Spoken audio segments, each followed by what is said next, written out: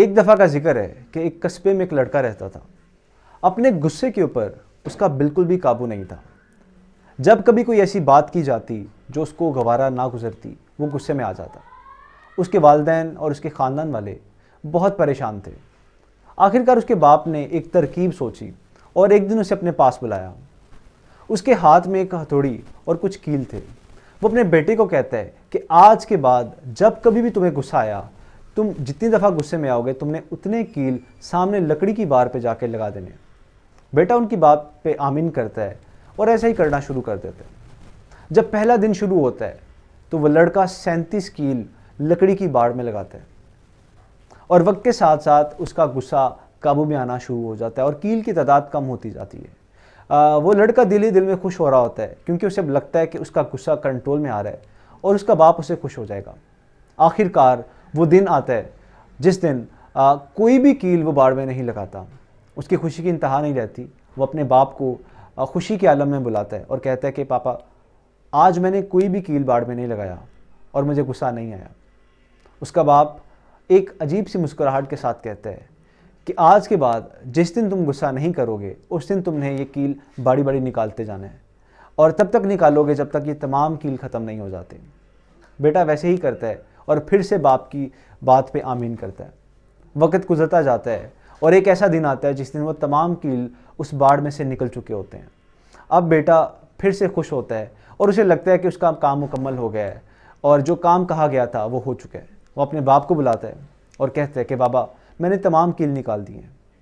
बाप के चेहरे पर इस दफ़ा फिर से एक मुस्कुराहट थी। वो अपने बेटे का बाजू पकड़ता है और उसे बाड़ की तरफ ले जाता है। वो जाके कहते हैं, बेटा इस बाड़ को गौर से देखो। बेशक तुमने तमाम कील इस बाड़ में से निकाल दी हैं, लेकिन देखो इन कील ने कुछ ना कुछ सुराग छोड़े हैं और ये सुराग तुम जो मर्जी कर लो, हमेशा इस बाड़ में लगे रहेंगे।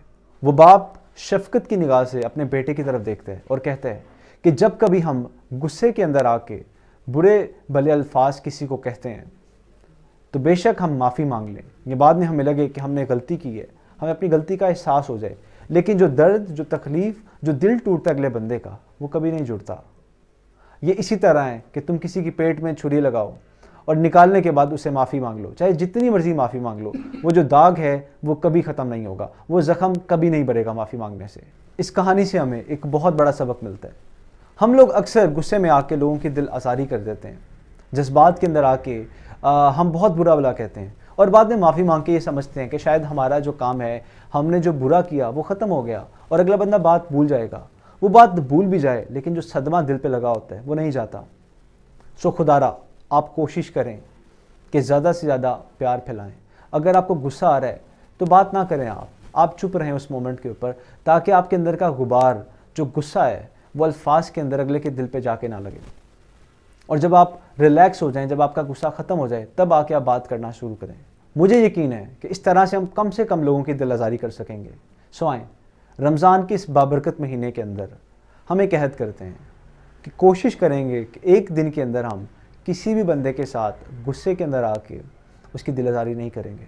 कोशिश करेंगे अपनी बात को, अपने जज्बात को कंट्रोल करें और तब कहें जब हमारा गुस्सा ख़त्म हो चुका हो, ताकि हम कम से कम लोगों की दिल आज़ारी कर सकें। अपना बहुत बहुत ख्याल रखें आप। बहुत शुक्रिया।